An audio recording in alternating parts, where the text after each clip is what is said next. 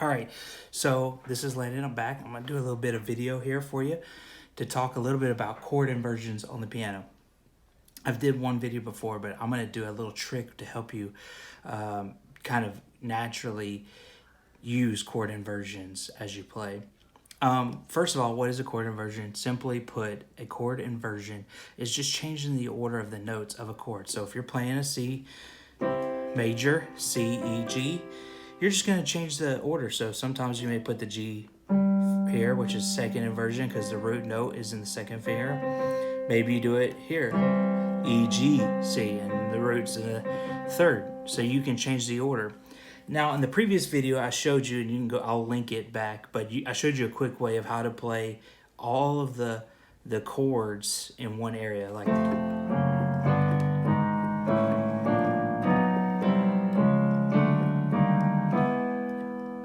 so you can play all the major chords without moving your hand, and that's really important because you can, quickly change, and that's a very basic concept, and I'll link that video in the description of this one. But I'm going to show you a quick trick to help you naturally play with inversions as you go. Because what happens often is we will get used to playing a song a certain way, like with the C up here always. Like that's just how we're going to play the song every time. But I'm going to show you how to naturally change this little trick to help you use different inversions. And the more you do it in different keys and different songs, you'll just naturally know inversions and use them. The reason why it's good to use inversions, besides just speed, like I showed you about that earlier trick, but also is to keep the melody close within the upper fingers, because you want the higher notes that you play to kind of go with the melody. So it's going to make it sound much more fuller and natural. So let's use the key of C for just an example. So the trick is you're going to go find the 6 minor 7 chord. So in the key of C, that's the 1, 7, 6, A minor 7, okay, all right, A minor 9 if you put the B in there, but A minor 7, and the way we get that is the A major chord is A, C sharp, E, you're going to flat the third to C, and then we're going to just drop the root, since we have the root in the bass, to the 7, A minor 7. So that, if you will notice, that's G, C, E, which is the same notes as a C chord. So the 6 minor 7 notes makes up the 1 major chord. So that chord, that position right there, now naturally has us the ability to play the 1 chord. So C. We can play the root G, okay, the exact G over B, 5 over 7, okay, G, B, A minor 7, regular G, again, G over G. You can add the 5 in the bass if you want with it. Now for F, there's 2 options here for inversions. One is the regular inversion, okay? You still have C in your high part, and you still have availability if you want to put that major 7 for the E and play that CD like that. Another option is to use the third inversion, okay? So you take of F, and you're going to keep the A and C there, but move the F at the top like that.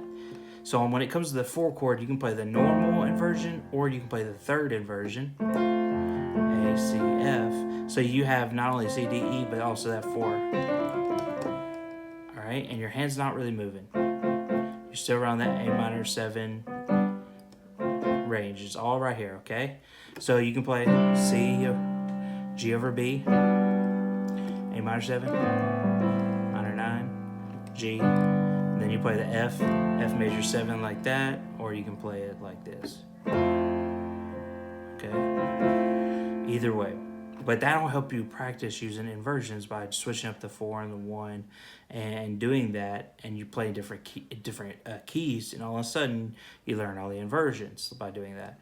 Also, again, it helps the melody. So like the bridge of Alabaster Jar, worthy, worthy you are, worthy, worthy is the Lord. That's 3, 2, 4, 3, 3, 2, 4, 3, 3, 2, 4, 3, 1. That's the notes of the scale. E, D, F, E, E, D, F, E, E, D, F, E, C. You can play that while you're doing the chords if your hand's in the right position. If you're here, if you're playing C here, it's not, doesn't sound the same, then you have to move to G. So it's easier if you just put it already in that position.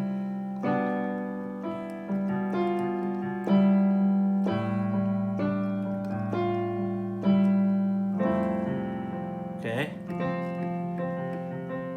So you can do different songs and have that melody readily available by using inversions. Another one is, Waymaker, miracle worker, promise keeper, light in the darkness, my God, that is who you are. You can do that melody right there.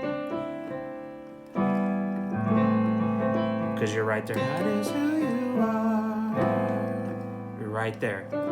So you're coming from that G, and you can even do that. But you're right there individually. Okay? So inversions, that's the basic inversion, is just swapping the order.